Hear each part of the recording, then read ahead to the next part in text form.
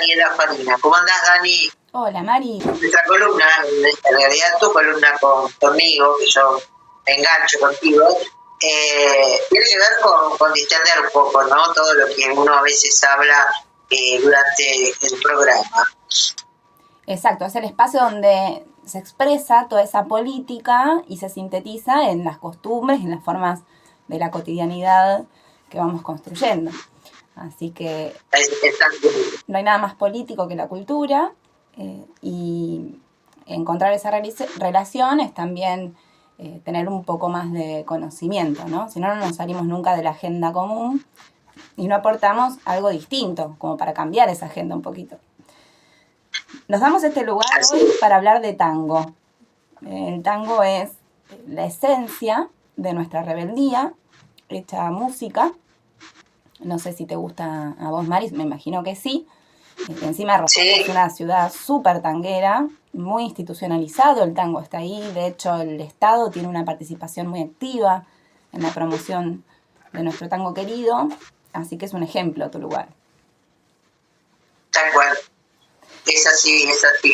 Y además que a cierta edad, creo que a todos los argentinos, por ahí cuando sos muy joven, no lo valorás como debería, ¿no? Pero con el tiempo, creo que todos lo entendemos, lo queremos, y ni que hablar, lo asumimos cuando empezamos a tener alguna poco de experiencia más, ¿no? En lo que tiene que ver con la vida. Sí, a veces no se entiende si uno habla de tango o habla de peronismo, ¿no? Porque las frases coinciden demasiado, el tango siempre te espera, y también lo vas viendo de grande muchas veces. Más allá que coincido con que coinciden con eso, pero no tiene que ver con eso. Bueno, el tango es popular, o sea, si tiene algún parentesco, justamente por lo popular, ¿no? Porque el tango en su época se bailaba en los barrios. Claro, la marcha peronista fue escrita por un tanguero de ley, un tigrense, y cantada y recitada y también castigada por mucho tiempo por gente muy valiosa del tango, ¿no? Bueno, ahí está la historia justamente de Hugo del Carril, que después de haber quedado pegado el peronismo, fue excluido del tango mucho tiempo. El tango pasó por muchas etapas. Y tenemos muy poquito tiempo, no vamos a hablar de todas las etapas del tango ahora, pero se dicen que son como mareas. Hay mareas altas y bajas del tango, ¿no? Se parece a la lógica de las réplicas de las olas. Ahora estaríamos en una marea un poco baja, por ejemplo, porque la promoción es poquita, porque no hay una nueva ola que revolucione el sonido. Pero siempre va y viene esa marea. Y es como nuestra conexión o nuestro link con Europa. El tango nace con esa mezcla de los exilios diferentes que fue recibida en Buenos Aires y en las otras ciudades de nuestro país. Y bueno, empieza a generar un código propio, un código interno, hasta un propio lenguaje, que es el lunfardo. Un lenguaje que quería dejar afuera a la élite, pero que no se reivindicaba originaria como en ese momento existían los otros movimientos artísticos folclóricos, ¿no? Que reivindicaban mucho más las tradiciones populares del campo. En este caso era una mezcla de necesidad de expresarse, de inventar algo nuevo, de traer todo ese lenguaje que se venía desarrollando en otros países, ¿no? Y diseñar de alguna manera un dispositivo de comunicación propio. El tango es nuestra manera argentina de explotar al máximo nuestro capital erótico. Si hablamos de capital erótico, tenemos que hablar entonces de esa capacidad de jugar con el deseo, ¿no? De comprender al cuerpo como un elemento del lenguaje y de conectarse desde la danza y desde la música, pero vamos a hablar de la danza con un otro. A mí me encanta bailar tango desde los 14 años. Arranqué como arrancaban antes, un poco por haberlo estudiado antes de bailarlo, otro poco por ser pobre. Arranqué en las milongas sin saber bailar. No estaba tan de moda en ese momento, pero empezó a crecer después de eso, como el país, ¿no? Y entonces iba a la glorieta de las Barrancas de Belgrano, que es una glorieta donde te encontrás a la tardecita, a las 8, empieza la milonga, y va todo el mundo, es como una matiné de las milongas, ¿no? Es gratuita, o a la gorra, y está ese permiso de, bueno, ¿qué es esto? Y acercarte desde la curiosidad y que haya unos otros personajes que vengan y te enseñen y te muestren. Tuve esa posibilidad de aprender bailando y después fui a clases de tango, después fui parte de una agrupación, de un ballet de tango en San Isidro, terminé también dando clases de tango en Recoleta, en el Centro Cultural de la Recoleta, vi todo ese mundo y ese universo de los espectáculos y demás, y también estaba militando en política y bueno, en ese momento tuve que elegir, aparte no era un mundo muy feminista todavía. Pero lo que aprendí de la danza es cómo ese lenguaje de las intenciones se establece cuando hay un contacto con un otro, cómo sin palabras te puedes comunicar, y bueno, cómo la sutileza, ¿no?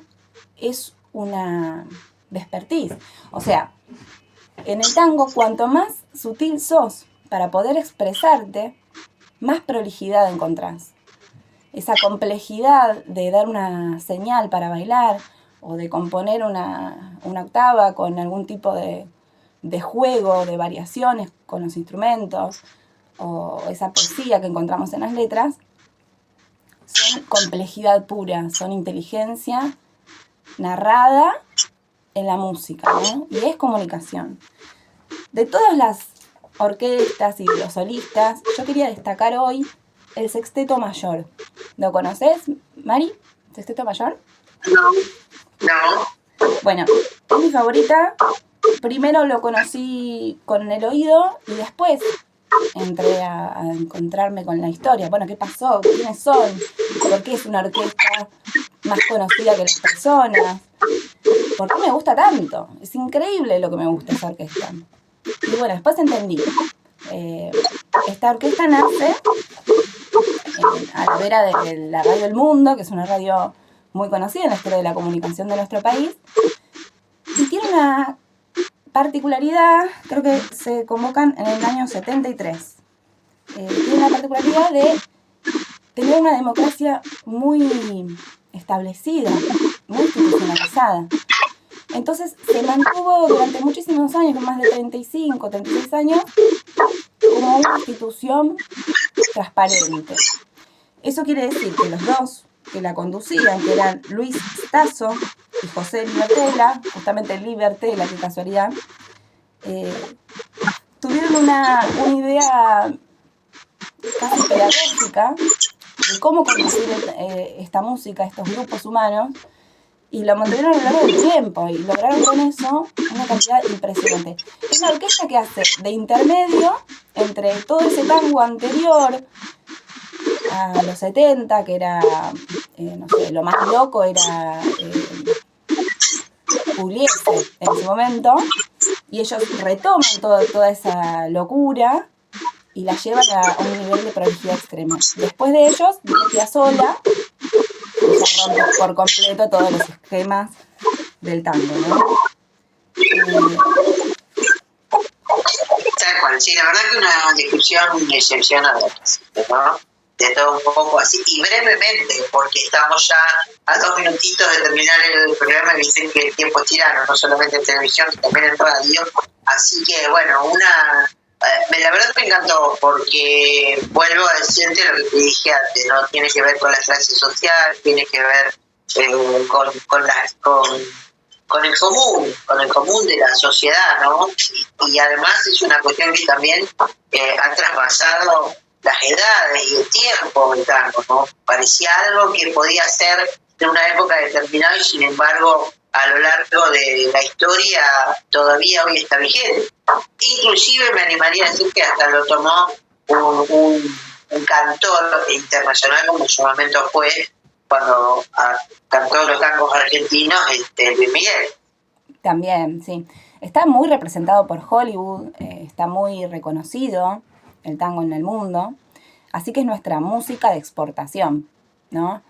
En teoría, el tango es muy, por ejemplo, ¿no? En Japón, lugares así que he ido sabiendo que tienen una cuestión muy particular y además muy arraigado a lo que dijiste al comienzo, a que es una danza que tiene que ver con todo, ¿no? La sensualidad, la atracción de dos cuerpos, en este caso femenino masculino, ¿no? De lo que es el tango en sí, cómo se interpreta y cómo se vive, inclusive en otras partes del mundo que tienen idiosincrasia diferente a la nuestra. Claro, pero igual ese binarismo femenino-masculino se fue construyendo también con el tiempo. Al principio practicaban mucho entre varones para aprenderlo, pero también para darle forma. La mujer tenía un poder muy importante. Eso es muy interesante de estudiar, cómo el rol de la mujer está vinculado al rol de la mujer en el arte en general, en el teatro, en la radio y por ende después también en la política. No hubiera habido una Evita si no existía un tango haciendo un trabajo previo en el rol de la mujer, ¿no? En el poder que podía tener esa mujer ante la mirada de los demás.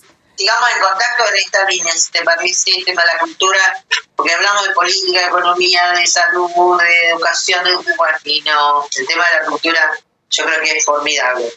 Hay que compartir el eje y bailarnos nuevas columnas entonces. Dale, bueno, un abrazo gigante de aquí de Rosario hacia la ciudad de Buenos Aires. Escuchen Organito de la Tarde, que es el mejor tango del mundo mundial. Sexteto Mayor. Hasta pronto. Sugerinos algunos tanguitos que pasemos cada tanto en la radio, por lo menos que te presentemos con uno, si te parece. Dale, porque acuérdense que hay tangos que son de orquestas. Los tangos orquestados te sirven para estudiar, igual yo también me los pongo a tararear, pero el tango de orquesta es una disciplina que por ahí se escucha poquito, pero es maravilloso. Y antes de Piazzolla había un montón de otras orquestas. Está el Quinteto Real, no sé, la orquesta de Buenos Aires es muy buena también. Les invito a escucharlo. Un abrazo gigante. Otro abrazo. Hasta pronto. Está bien. Le agradecemos a nuestra colega desde la ciudad de Buenos Aires.